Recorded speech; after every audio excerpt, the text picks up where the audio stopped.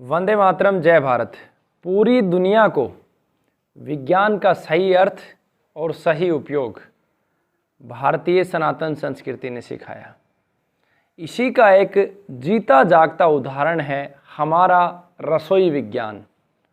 हमारी रसोई के अंदर जिन जिन मसालों का स्थान दिया गया वो मसाले नहीं बल्कि एक औषधियाँ थी।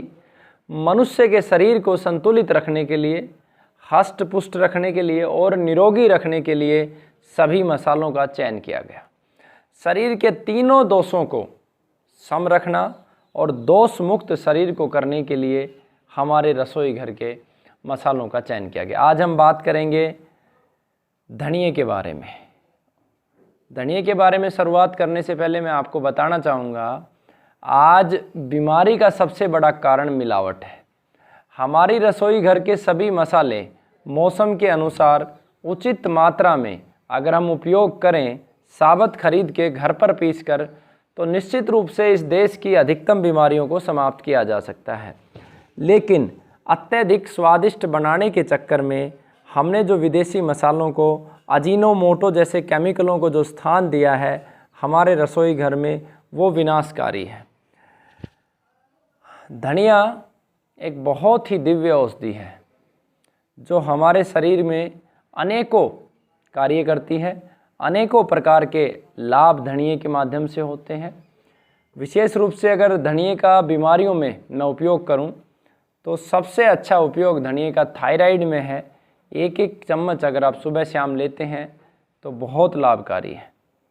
धनिया शुगर के रोगियों के लिए भी लाभकारी है। हार्ट के रोगियों के लिए, जिनका हार्ट ब्लॉकेज है या हार्ट की पंपिंग कम है, उनके लिए भी धनिया बहुत लाभकारी है। कैंसर रोगियों में धनिया विशेष महत्व रखता है, विशेष रूप से रोगी के पित्त को ठीक करने के लिए, रोगी को जब भूख ना लगे भूख को बढ़ाने के लिए, और जब अत्यधिक प्यास लगे पित्त की वजह से तो मिश्री के साथ धनिये का उपयोग विशेष लाभकारी हो जाता है। धनिया मनुष्य की पाचन तंत्र को भी मजबूत करता है और हमारे खाए पिए को पचाने में भी धनिया बहुत लाभकारी है। धनिये के उपयोगों में त्वचा रोगों में बहुत उच्चतम स्थान रखता है। त्वचा के जितने भी हमारे रोग हैं, जैसे फोड़े, फुंसियाँ हो गई, खुजली हो गई, उन सब में भी धनिया बहुत लाभकारी है। आजकल हमारे युवाओं को एक बहुत बड़ी समस्या से जूझना पड़ रहा है। गलत संगत की वजह से धातु की जो समस्या होती है, धनिये को मिश्री और शीशम के पत्तों के साथ देने से धातु रोग में भी लाभकारी है धनिया। जिन लोगों को नक्सीरी की समस्या है, यानी कि नाक से रक्त बहने की समस्या है, उन लोगों के लिए भी धनिया विशेष महत्व रखता है। अगर धनिये को शीशम के पत्ते, हरी दूब और सौंफ के साथ जूस के रूप में पिया जाए तो नक्सीरी रुक जाती है। लैट्रिन के माध्यम से गर्मी की वजह से जो रक्त आता है वो भी रुक जाता है। तो ये कुछ मात्र धनिये के उपयोग मैंने बताए हैं आपको। वैसे अनंत उपयोग हैं धनिये के, बहुत सारे उपयोग हैं हमारे शास्त्रों में। कुछ साइड इफ़ेक्ट भी धनिये के होते हैं। विशेष रूप से अत्यधिक मात्रा में अगर हम धनिये को सेवन करें तो पुरुषों की जो शक्ति है, शुक्राणुओं की संख्या पर प्रभाव पड़ता है।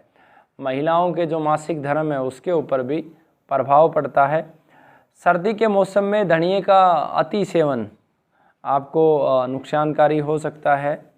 बाकी आप धनिये की सेवन की जो विधि है, धनिये को आप कच्चा भी ले सकते हैं, ताज़ा धनिया भी उसका रस निकाल के या चटनी के रूप में ले सकते हैं, एक एक चम्मच सुबह शाम। अगर धनिये का बीज है तो साबुत धनिये को पाउडर बना के सुबह शाम प्रयोग कर सकते हैं, या धनिये को भिगोकर और पानी में उबाल कर सुबह शाम भी आप इसका प्रयोग कर सकते हैं। धनिये की अधिकतम मात्रा 1 चम्मच सुबह, 1 चम्मच शाम को ही लेनी होती है। बाकी ये निर्भर करता है रोग और रोगी की स्थिति के ऊपर। लेकिन धनिया बहुत ही दिव्य औषधि है।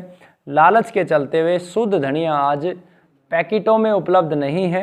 हाँ, आप अपने खेत में उगाएं तो उसकी अलग ही खुशबू होती है, और वो खेत के अंदर गौमाता के गव्य और गोबर से उगा हो तो वो अमृत के समान हो जाता है।